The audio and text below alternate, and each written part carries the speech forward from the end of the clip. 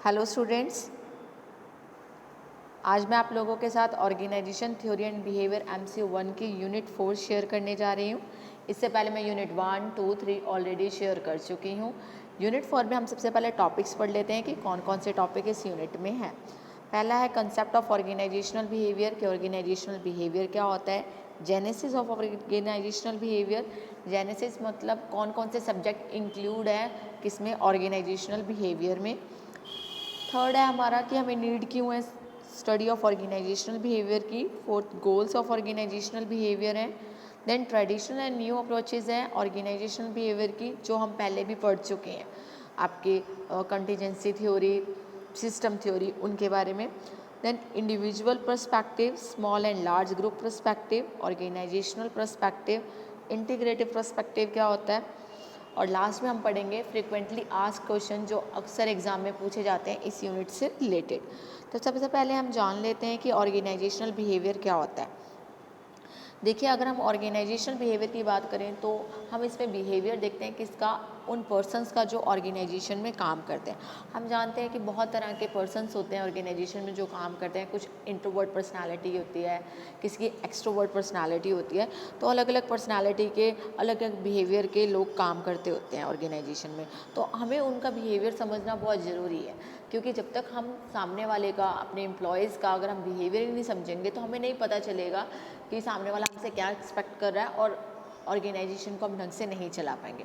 कुछ जो पर्सन्स होते हैं उनके लिए सेल्फ स्टीम होना बहुत ज़रूरी होता है कि भाई पावर हो, मेरी कोई रिस्पेक्ट करे। किसी के लिए अर्निंग करना बहुत ज़रूरी होता है।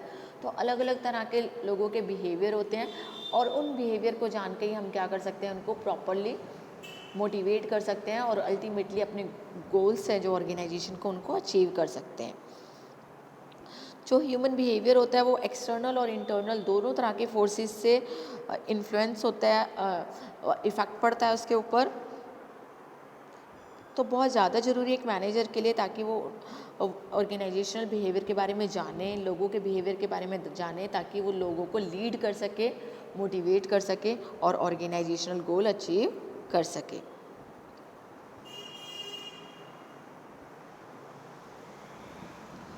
अकॉर्डिंग टू केथ डेविस कहते हैं कि जो ऑर्गेनाइजेशनल बिहेवियर है, it is an academic discipline that is concern with understanding and relating human beings behaviour in an organisation behaviour. कहने का मतलब यही है कि इसमें हम क्या करते हैं, हम कंसंट्रेट करते हैं, हम समझने की कोशिश करते हैं सामने वाले का बिहेवियर को, ताकि हम उस बिहेवियर को समझ के अच्छे से क्या कर सकें, उनको मोटिवेट कर सकें, उनको गाइड कर सकें। फिर बात आ जाती है genesis of organisational behaviour. Genesis का क्या, यहाँ पे कहने का क्या मतलब है, वर्ड थोड़ा टफ है बट समझने में बहुत आसान है। वो ये कहना चाहता है कि जो ऑर्गेनाइजेशनल बिहेवियर है वो इंटरडिसिप्लिनरी सब्जेक्ट है। क्यों है इंटरडिसिप्लिनरी? क्योंकि इसके अंदर बहुत सारे जो सब्जेक्ट है वो इंक्लूड है, यानी कि इसमें हम बहुत सारे चीज़ों के बारे में और जानते हैं। जैसे कि ऑर्गेनाइजेशनल बिहेवियर में हम साइकोलॉजी के बारे में जानते हैं कि ह्यूमन बिहेवियर है, तो ह्यूमन बिहेवियर किससे रिलेटेड है, ऑब्वियस सी बात है साइकोलॉजी से रिलेटेड है ना, कि हर इंसान की अलग थिंकिंग है, हर इंसान का काम करने का तरीका अलग है। तो उसी के बारे में बता रहा है कि इसका मेन फोकस क्या होता है कि हम हर एक पर्सन को लेके चलें। The main focus of attention is on the individual as a whole person, सबको लेके चलना है। तो ऑर्गेनाइजेशनल बिहेवियर भी साइकोलॉजी की तरह पर्सनालिटी पे, perception, emotions, attitude, learning, values, motivation and job satisfaction, इन सारी चीज़ों से रिलेटेड है। और साइकोलॉजी में भी हम यही चीज़ें पढ़ते हैं। तो कहा जाता है कि इंटरडिसिप्लिनरी है क्योंकि इसके अंदर साइकोलॉजी इंक्लूड है। देन सोशियोलॉजी, देखिए हम जानते हैं कि जो ह्यूमन बींग्स है वो क्या है, सोशल एनिमल है। वो सोसाइटी में चाहता है कि लोग मुझे पसंद करें, लोगों से वो बात करे, लिंक बना के रखें। सोशियोलॉजी में भी हम यही सब पढ़ते हैं। किसके बारे में पढ़ते हैं? सोशल ग्रुप्स के बारे में, सोसाइटी के बारे में। तो इनका जो मेन फोकस होता है वो क्या होता है, सोशल सिस्टम होता है। और ऑर्गेनाइजेशनल बिहेवियर में भी हम सोशियोलॉजी को इंक्लूड करते हैं। फिर आता है सोशल साइकोलॉजी, दोनों को मिक्स कर दिया जाए तो हमारा क्या बन जाता है, सोशल साइकोलॉजी बन जाता है। इसमें हम इंटरपर्सनल बिहेवियर देखते हैं कि एक पर्सन का दूसरे पर्सन से कैसा बिहेवियर है, एक पर्सन दूसरे पर्सन के बारे में क्या सोचता है। इससे रिलेटेड है, ताकि इससे अगर जब ये पता चलने लग जाएगा ऑर्गेनाइजेशन बिहेवियर में कि एक पर्सन दूसरे पर्सन के बारे में क्या सोचता है, उसकी क्या थिंकिंग है, तो ग्रुपिंग करने आसान हो जाएगी। कहते हैं ना कि ग्रुप्स हम किसको देख के बनाते हैं, जो हमारे सेम इंटरेस्ट के पर्सनस होते हैं, हम उन्हें देख के ग्रुप बनाते हैं। इनफॉर्मल ऑर्गेनाइजेशन में ऐसे ही होता है कि हम किससे बात करना पसंद करते हैं, जिनसे हमारा टेस्ट मैच होता है, जिनसे हमारा कह सकते हैं आपकी थिंकिंग मैच होती है। देन है एंथ्रोपोलॉजी। एंथ्रोपोलॉजी का मतलब है ये साइंस ऑफ मैनकाइंड है, कि ह्यूमन बिहेवियर के बारे में स्टडी करती है कि ह्यूमन कैसे रिएक्ट करते हैं। हर एक पर्सन का इंडिविजुअल कल्चर होता है कि वो किस में उसका बिलीव्स है, उसकी क्या वैल्यूज़ है। ऑर्गेनाइजेशन कल्चर के बारे में बात होती है, ऑर्गेनाइजेशनल एनवायरनमेंट के, वैल्यूज़ के, एटीट्यूड्स के, क्रॉस कल्चरल एनालिसिस के, किसी का कोई कल्चर है, किसी का कोई कल्चर है, तो इन सब के बारे में हम जानते हैं किसमें, एंथ्रोपोलॉजी में और ऑर्गेनाइजेशनल बिहेवियर में। पॉलिटिकल साइंस आ गया। देखिए पॉलिटिकल साइंस में हम जानते हैं इसमें ये ऑलरेडी काफ़ी सारे सब्जेक्ट्स को इंटीग्रेट करके चलता है, जो कि इफ़ेक्ट करता है ह्यूमन बिहेवियर को। कैसे? क्योंकि देखिए पॉलिटिक्स में ही हम पढ़ते हैं, डेमोग्राफी के बारे में पढ़ते हैं, और ऑर्गेनाइजेशनल बिहेवियर पढ़ रहे हैं हम, तो हम पढ़ते हैं ना मोटिवेट करना, एम्प्लॉयज़ को लीड करना। तो ये सारा किससे रिलेटेड है? पॉल साइंस से रिलेटेड है। तो इसलिए बताया जाता है कि जो ऑर्गेनाइजेशनल बिहेवियर है उसमें हम पॉल साइंस भी पढ़ते हैं। इंटरडिसिप्लिनरी हो गया ना, क्योंकि पॉल साइंस के भी इंक्लूड करें, हमें लीड करना है, लोगों को मोटिवेट करना है, उनके नज़रिए को समझना है, तो पॉल साइंस भी इसमें इंक्लूड होती है। Economics. Economic environment influence organisational climate. देखिए organisation behaviour has learn a great deal from such economic factors such as labour market dynamics, cost benefit. पैसों से रिलेटेड बात की जाए तो पैसों की बात हम किस में करते हैं? मोस्टली इकोनॉमिक्स में। तो अगर हम कुछ लोगों का बिहेवियर कैसा होता है, कुछ लोगों का बिहेवियर आपका जो होता है वो कोई चाहता होता है कि मैं अर्निंग ज़्यादा करूं, ठीक है। कॉस्ट की हम खर्चे की बात करते होते हैं, तो यूटिलिटी एनालिसिस की बात करते हैं। तो ये सारे हम इकोनॉमिक्स में भी पढ़ते हैं और ह्यूमन बिहेवियर में भी, यानी कि ऑर्गेनाइजेशनल बिहेवियर में भी। देन इंजीनियरिंग की बात की जाती है कि industrial engineering area has contribute a great deal in the era of management machine relationship through time and motion study. हम टाइम एंड मोशन स्टडी पढ़ते हैं। टाइम एंड मोशन स्टडी हमने पढ़ी है साइंटिफिक मैनेजमेंट में, ऑर्गेनाइजेशनल बिहेवियर में आ गया वो। वर्क मेजरमेंट पढ़ा है, वर्क फ्लो एनालिसिस पढ़ा है, जॉब डिज़ाइन, कंपनसेशन मैनेजमेंट। तो ये सारा जितना भी ये जो एरिया है आपका, देखिए जैसे आपका वर्क मेजरमेंट हो गए, इंजीनियरिंग से तो रिलेटेड है ही, बट इसका यूज़ हम कहाँ करते हैं? ऑर्गेनाइजेशनल बिहेवियर में भी करते हैं। फिर बात आ जाती है मेडिसिन की। देखिए जो मेडिसिन है उसको भी आप ऑर्गेनाइजेशन बिहेवियर से जुड़ा हुआ फील्ड है। क्यों?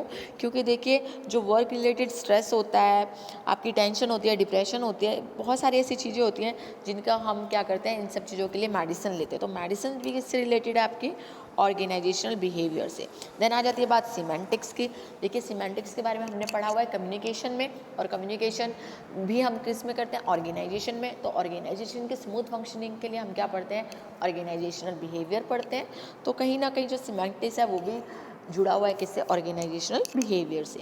अब बात आ जाती है कि क्यों ज़रूरी है ऑर्गेनाइजेशनल बिहेवियर को पढ़ना। देखिए ऑब्वियस सी बात है, ऑर्गेनाइजेशनल बिहेवियर को पढ़ना इसलिए ज़रूरी है क्योंकि ह्यूमन बींग से रिलेटेड है, और ह्यूमन बींग से रिलेटेड है तो ह्यूमन बींग्स कहाँ काम करते हैं? ऑर्गेनाइजेशन में काम करते हैं। तो एफिशिएंसी बढ़ाने के लिए, इफेक्टिवनेस बढ़ाने के लिए, ग्रोथ के लिए, डेवलपमेंट के लिए हम क्या पढ़ते हैं? ऑर्गेनाइजेशनल बिहेवियर पढ़ते हैं, ठीक है। क्योंकि इससे हमें एटीट्यूड के बारे में पता चलता है, लोगों के एक्शंस के बारे में पता चलता है, एक इंडिविजुअल को समझने में हमें आसानी होती है, मैनेजर को। Organisational behaviour has prove instrumental for managers in getting their works done effectively. वो काम कर पाते हैं क्योंकि उन्हें पता है कि सामने वाला क्या एक्सपेक्ट कर रहा है, ह्यूमन बीइंग है, उसकी नीड क्या है, वो उसकी नीड सोशल नीड है कि सेल्फ एस्टीम नीड है, इनके बारे में पता चलता है। ये इंट्रैक्शन और रिलेशनशिप पे जोर डालता है ऑर्गेनाइजेशनल बिहेवियर। जॉब सेटिस्फेक्शन की बात होती है, मोटिवेशन की बात की जाती है इसमें। कॉर्डियल इंडस्ट्रियल रिलेशनशिप अच्छे होते हैं। Industrial relationship means management and employees के रिलेशनशिप की बात की गई है। प्रोग्रेस होती है इसमें इंडिविजुअल की भी और ऑर्गेनाइजेशन की। मोटिवेशन हो रहा, हमने बात कर ली मोटिवेशन के बारे में, इफेक्टिवनेस के बारे में। इससे हम लोगों को, जो हमारी ह्यूमन रिसोर्स है उसका हम इफ़ेक्टिव यूज़ कर सकते हैं, productivity productivity, effectiveness, efficiency, organisational citizenship, ये सब किसके थ्रू हो पाती है? ऑर्गेनाइजेशनल बिहेवियर के थ्रू हो पाती है, इसलिए इसको स्टडी करना बहुत ज़्यादा ज़रूरी है। अब बात कर लेते हैं गोल्स क्या हैं ऑर्गेनाइजेशनल बिहेवियर के। मैंने थोड़ा ब्रीफली आपको बताया कि जो ऑर्गेनाइजेशनल बिहेवियर है उसके मेनली 3 गोल्स हैं। पहला, अंडरस्टैंडिंग बिहेवियर, लोगों के बिहेवियर को समझना कि लोग चाहते क्या हैं। विच वेरिएबल्स आर इम्पॉर्टेंट, कौन से वेरिएबल हैं जो इम्पॉर्टेंट है किस चीज़ के लिए? बिहेवियर के लिए, ह्यूमन बिहेवियर के लिए। हाउ स्ट्रॉन्ग आर दे, जो वेरिएबल्स हैं जैसे आपका फाइनेंस हो गया, आपकी नीड्स हो गई, ये आपके वेरिएबल्स हो गए। हाउ स्ट्रॉन्ग आर दे, ये कितने स्ट्रॉन्ग है कि ये कितना इन्फ्लुएंस कर रहे हैं किसको? बिहेवियर को, ह्यूमन बीइंग के। How do they inter related, एक दूसरे से जुड़े हुए कैसे हैं, इन सब के बारे में हम पढ़ते हैं किसमें? ऑर्गेनाइजेशन बिहेवियर के। तो एक गोल्स है मेन, पहला क्या करना? लोगों के बिहेवियर को समझना। दूसरा, प्रोडक्टिंग बिहेवियर, कि प्रोडक्टिंग बिहेवियर में हम ये देखने की कोशिश करते हैं, समझ लिया पहले बिहेवियर, प्रिडिक्ट करते हैं कि जो बिहेवियर है वो कैसा है, कौन से पैटर्न का बिहेवियर है, what is the cause of effect relationship, cause and effect relationship की बात कर रहा है कि क्या करने से किस पे क्या प्रभाव पड़ेगा। कॉज एंड इफेक्ट समझते हो आप कि किस कारण से ये रिजल्ट निकला, किस कारण से ये रिजल्ट हो सकता है, इसे कहते हैं कॉज एंड इफेक्ट रिलेशनशिप। जैसे बारिश होने से फसल अच्छी हुई, तो कॉज क्या था? बारिश, रेनफॉल, और इफ़ेक्ट क्या था? प्रोडक्टिविटी बढ़ी, ऐसा कुछ। देन उसको कंट्रोल करना बिहेवियर को, ठीक है। और थर्ड होता है व्हाट सॉल्यूशंस आर पॉसिबल। पहले मैंने अंडरस्टैंड कर लिया, प्रेडिक्ट कर लिया बिहेवियर, अब उसको सॉल्व करने के लिए जो उसका बिहेवियर है उसको समझा है मैंने, उस जो बिहेवियर है उसको यूटिलाइज़ करने के लिए ऑर्गेनाइजेशन के डेवलपमेंट के लिए कौन सा ऐसे सोल्यूशन है जो हम कर सकते हैं। जैसे विच वेरिएबल्स कैन बी इन्फ्लुएंस, कौन सा ऐसा वेरिएबल है जिसको हम इन्फ्लुएंस कर सकते हैं, प्रभावित कर सकते हैं। How can then be influence, कैसे उसको चेंज कर सकते हैं, इन्फ्लुएंस कर सकते हैं। कौन कौन से ऐसे जो इन्फ्लुएंट होंगे, कुछ तो नहीं हो पाएंगे, और कौन कौन और किस तरीके से हम उन्हें कर पाएंगे। देन आपका पार्ट था traditional and new approach of organisational behaviour. ये लास्ट यूनिट में मैं आपको समझा चुकी हूँ। आपकी कॉन्टीजेंसी अप्रोच, अप्रोचेस की बात हो रही है, ये कॉन्टीजेंसी अप्रोच, सिस्टम अप्रोच, ये सारी अप्रोचेस लास्ट यूनिट में है, तो मैं दोबारा रिपीट नहीं कर रही हूँ। देन आता है आपका पर्सपेक्टिव के बारे में, तो कौन क्या सोचता है इसके बारे में। तो सबसे पहले आता है आपका इंडिविजुअल पर्सपेक्टिव। तो देखिए, हम जानते हैं कि जो ऑर्गेनाइजेशन है वो इंडिविजुअल से ही मिलकर बनी हुई है, तो ऑब्वियस सी बात है कि जो इंडिविजुअल बिहेवियर है, जो इंडिविजुअल पर्सपेक्टिव है वो बहुत ज़्यादा ज़रूरी है। तो an organisation need to grow continuously, therefore there is a need to keep its person rising through following procedures. तो देखो, बता रहा है कि एक ऑर्गेनाइजेशन को आगे बढ़ने के लिए चाहिए कि वो अपने जो ह्यूमन बींग उसमें काम कर रहे हैं उनके अंदर वो चेंजेस लाए, कीपिंग राइज, ताकि वो बढ़ते रहें। कौन? पर्सन्स। कैसे बढ़ेंगे? ताकि देखो वो पॉइंट्स बता रखे हैं इसमें इंडिविजुअल पर्सपेक्टिव में। फर्स्ट है आपका पर्सपेक्टिव में कंटिन्यूअस लर्निंग, कि हम क्या बोलें इंडिविजुअल्स को कि जो एक लर्निंग है वो बहुत ज़्यादा ज़रूरी है एक पर्सन के लिए। हम भी जानते हैं कि थ्रू आउट द लाइफ, देखो साइकोलॉजी में भी हमने पढ़ा है और हमें ऐसे सिखाया भी जाता है कि थ्रू आउट द लाइफ, पूरी लाइफ, होल लाइफ हम क्या करते हैं, सीखने में निकालते हैं, कुछ ना कुछ हम सीखते हैं, ठीक है। और जब हम सीखते हैं तो उससे कुछ ना कुछ तो टेम्परेरी चेंजेस आते हैं और कुछ परमानेंट चेंजेस आते हैं। तो लर्निंग कौन सी अच्छी होती है? जिससे परमानेंट चेंजेस आए, ठीक है। तो परमानेंट चेंजेस आएंगे तो एक्सपीरियंस बढ़ेगा हमारा।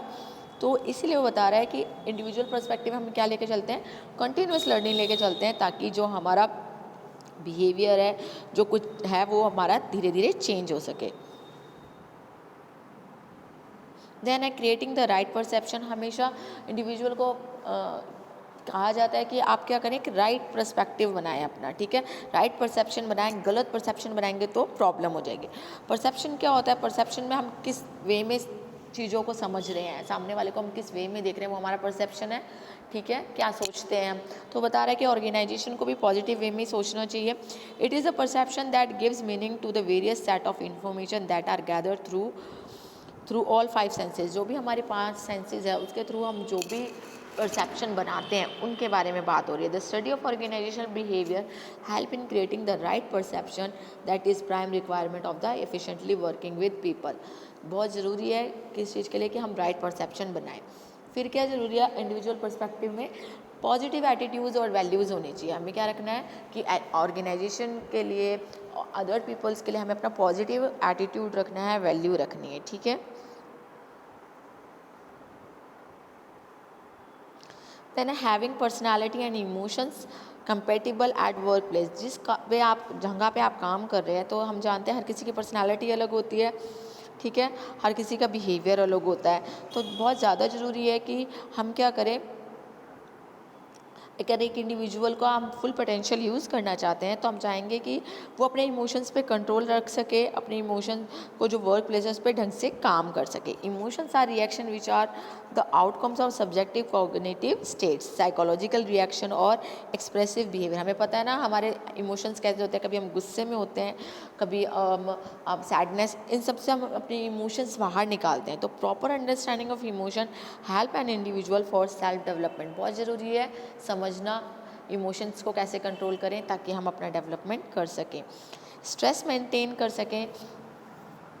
तो maintaining stress free individuals and environment. देखिए, अगर कोई ऑर्गेनाइजेशन है वो चाहती है कि जो आपके ऑर्गेनाइजेशन में रहने वाले पीपल हैं, लोग हैं, वो ढंग से काम करें, उनके ऊपर क्या बोलते हैं ग्रोथ हो ऑर्गेनाइजेशन की, तो वो चाहेगी कि वो स्ट्रेस फ्री रहें अपना। देखिए, हम सब जानते हैं कि डेली टास्क से या फिर मान सकते हैं वर्कलोड से हमें स्ट्रेस होता है, ठीक है। तो कोशिश यही करनी है कि हम स्ट्रेस फ्री रहें इंडिविजुअल, और ऐसा एनवायरनमेंट बनाएं जो स्ट्रेस फ्री हो, ठीक है। Keeping individuals and team motivated and providing job satisfaction. तो ऑर्गेनाइजेशन बिहेवियर में बात की गई है कि आपको क्या करना है कि टीम मोटिवेशन बना के रखना है, जॉब सेटिस्फैक्शन प्रोवाइड करवाना है। Motivation can be explain as the most important indescribable source of organisation. Motivation हम जानते हैं क्या होता है, एक इनडायरेक्ट सोर्स होता है जिसमें कोशिश की जाती है कि जो इंडिविजुअल है वो गाइड करें, हम उसको एक्टिवेट करें, बिहेवियर उसका चेंज करें, ताकि क्या हो, उसको जॉब सेटिस्फेक्शन भी रहे कि हाँ मैं ये काम कर रहा हूँ। अब आ जाती है ग्रुप पर्सपेक्टिव की। देखिए, बहुत डिटेल में बताऊंगी तो बहुत ज़्यादा प्रॉब्लम रहेगी। यहाँ पे पर्सपेक्टिव वर्ड है बेटा। ग्रुप पर्सपेक्टिव का मतलब क्या है, देखिए इंडिविजुअल क्या सोचता है, उसका बिहेवियर कैसा है, ये इंडिविजुअल की बात होगी, यानी कि अलग अलग इंसान अलग अलग तरह से सोचते हैं। अब आती है ग्रुप पर्सपेक्टिव की बात कि जो ग्रुप में है लोग, वो उनकी क्या सोच है, उनका क्या कहना है। देखिए, जब हम बात कर रहे हैं टीम वर्क की, जब हम बात कर रहे हैं ग्रुप की, डिपार्टमेंट्स की, जब हम इन चीज़ों की बात करते हैं, तो हम चाहते हैं कि जो ग्रुप है उसके अंदर सिनर्जी बनी रहे, लिंक बनी रहे, हार्मनी बनी रहे, ताकि एक इंडिविजुअल पर्सन अपने बारे में ना सोच के पूरे ग्रुप के बारे में सोचे, ठीक है।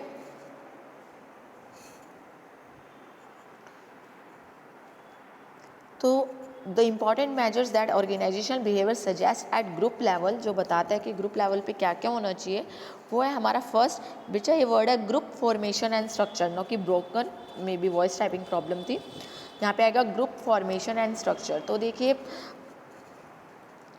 हम जानते हैं कि ग्रुप क्या होता है, जहाँ पे दो या दो से ज़्यादा लोग रह के आपस में बातचीत करते हैं, आपस में इंटरडिपेंडेंट होते हैं, इंटरेक्ट करते हैं और कोशिश करते हैं कि एक पर्टिकुलर ऑब्जेक्टिव जो उन्होंने सेट किया उसको अचीव कर सकें, ठीक है।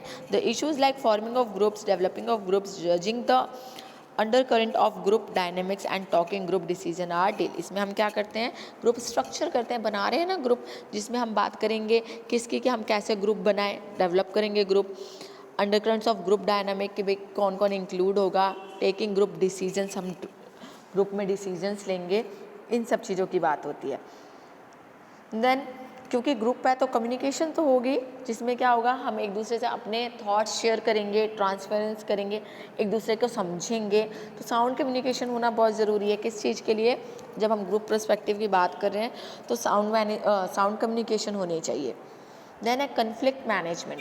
देखिए, एक इंडिविजुअल पर्सन तो हो सकता है अपने से ही अपने अंदर ही रहता है, अपने आप से लड़ता है, हमने पढ़ा है इंडिविजुअल पर्सन थिंकिंग के बारे में, बट बात आ रही है कन्फ्लिक्ट मैनेजमेंट की। तो देखिए, जहाँ दो लोग होंगे, चार लोग होंगे, उनके थॉट्स अलग अलग होंगे, उनके थॉट्स अलग होंगे तो ऑब्वियस सी बात है कन्फ्लिक्ट होगी, गैप होगा कम्युनिकेशन में, थॉट्स में अलग अलग थॉट्स हो सकते हैं, और थॉट अलग होंगे तो ऑब्वियस है कन्फ्लिक्ट होगा। तो कोशिश करनी चाहिए कि हम कन्फ्लिक्ट मैनेजमेंट कर सकें, ताकि जितने भी लोग हैं उनकी बातों को समझें और फिर उसके बाद कोई डिसीजन निकालें। तो कन्फ्लिक्ट देखिए विद इन द पर्सन भी हो सकते हैं, खुद के अंदर भी, टू पर्सन्स में भी होती है, इंटर डिपार्टमेंटल लेवल में भी होते हैं, यानी कि डिपार्टमेंट के अंदर ही इंटर डिपार्टमेंट लेवल पे भी हो सकते हैं, जैसे प्रोडक्शन लेवल, प्रोडक्शन डिपार्टमेंट है आपका, मार्केटिंग डिपार्टमेंट है, उनके बीच में भी हो सकती है। तो एक मैनेजर को चाहिए क्या चाहिए कि वो कन्फ्लिक्ट मैनेजमेंट अच्छे से कर सके। ये किसके थ्रू कर पाएगा? वो ऑर्गेनाइजेशनल बिहेवियर के थ्रू, क्योंकि सब ऑर्गेनाइजेशनल बिहेवियर में हम इन सबको मैनेज करना सीखते हैं। Then team building and leadership की बात की गई है कि सिर्फ ग्रुप बनाना काफ़ी नहीं है, टीम बिल्डिंग भी होनी चाहिए कि हम टीम बन के सारे जितने भी आपके चैलेंजेस है उनको फेस कर पा रहे हैं। लीडरशिप होना चाहिए, अच्छा लीडर हो जो लीड कर पाए ग्रुप को। पावर एंड पॉलिटिक्स की बात की गई है। देखिए, हर एक पर्सन चाहता है कि वो अगर उसके हाथ में कुछ पावर है तो सामने वाले को इन्फ्लुएंस कर सके ताकि वो उसके अकॉर्डिंग काम करे। पॉलिटिक्स में भी यही बात होती है कि इसमें क्या किया जाता है, कहा जाता है कि भाई जो गोल्स हैं उनको हम अचीव कर सकें। देन आ जाता है आपका ऑर्गेनाइजेशनल पर्सपेक्टिव। देखिए, हमने इंडिविजुअल पर्सपेक्टिव पढ़ लिया जिसमें कंटिन्यूस लर्निंग, राइट परसेप्शन, इन सब की बात की। ग्रुप पर्सपेक्टिव के बारे में पढ़ लिया जिसमें हमने conflict management, team building, power politics, इनकी बात की। अब आता है ऑर्गेनाइजेशनल पर्सपेक्टिव। ऑर्गेनाइजेशनल पर्सपेक्टिव क्या है बेटा? ये आपके deals with larger issue of the organisation. जो बड़े बड़े इश्यूज होते हैं ना उनको सॉल्व करता है, ठीक है। ऑर्गेनाइजेशनल बिहेवियर में जो आपका ऑर्गेनाइजेशन पर्सपेक्टिव है पूरी ऑर्गेनाइजेशन को लेके चल रहा है। इसमें इंडिविजुअल भी इंक्लूड हो गए, ग्रुप भी इंक्लूड हो गए, तो ऑब्वियस सी बात है कि किसको इंक्लूड करके चल रहा है? पूरी की पूरी ऑर्गेनाइजेशन को। तो organisational perspective of organisation behaviour deal with following issue. किस किस के साथ डील करता है? First, organisational culture and climate. Culture क्या होता है? ऑर्गेनाइजेशनल कल्चर कि एक ऑर्गेनाइजेशन में रहने वाले, काम करने वाले लोग कैसे बिहेव करते हैं, उनका क्या परसेप्शन होता है, उसको हम क्या कहते हैं? Organisational culture. देन आता है ऑर्गेनाइजेशनल चेंजेस। ऑर्गेनाइजेशनल चेंजेस क्या होता है? देखिए, हम जानते हैं कि जिस टाइम पीरियड में हम रह रहे हैं वहाँ पे चेंजेस बहुत जल्दी जल्दी होते हैं। पुराने टाइम में ऐसा होता था कि चेंजेस कम होते थे, स्टेबिलिटी ज़्यादा होती थी, अनप्रेडिक्टेबिलिटी इतनी नहीं होती थी। पर आजकल क्या है, प्रिडिक्शन हम इतना ज़्यादा नहीं कर सकते, चेंजेस बहुत जल्दी जल्दी होते हैं। तो किसके साथ डील करता है? ऑर्गेनाइजेशनल चेंजेस के साथ डील करता है, फेस करता है कि हाँ चेंजेस बहुत जल्दी जल्दी हो रहे हैं। ऑर्गेनाइजेशनल डेवलपमेंट की बात की जाती है, ठीक है, कि हम इसमें क्या करते हैं कि कोशिश करते हैं कि डेमोक्रेसी के थ्रू, ह्यूमनिस्टिक अप्रोच के थ्रू हम क्या कर सकें? ऑर्गेनाइजेशन का डेवलपमेंट कर सकें। देन एकदम लास्ट में आपका आता है इंटीग्रेटिव पर्सपेक्टिव। इंटीग्रेटिव, देखो इंटीग्रेट करने का मतलब क्या होता है? सबको लेकर चलना।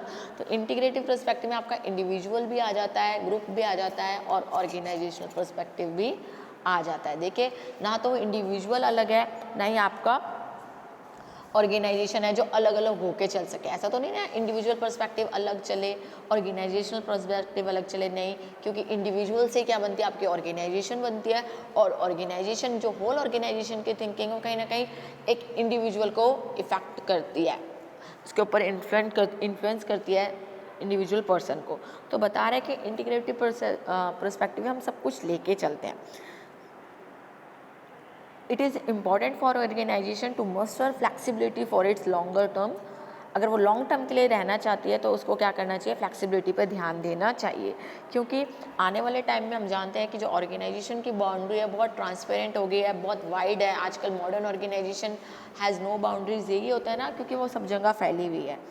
तो organisations are required to focus on many emerging issues so as to integrate it well with the environmental changes. हमें ध्यान रखना चाहिए, किन किन चीज़ों का ध्यान रखना चाहिए इंटीग्रेटिव पर्सपेक्टिव में? फर्स्ट, कि हम कंटिन्यूस इम्प्रूवमेंट कर सकें, लोगों की भी और प्रोसेस की भी, ह्यूमन फैक्टर्स को जोड़ सके, किसके साथ?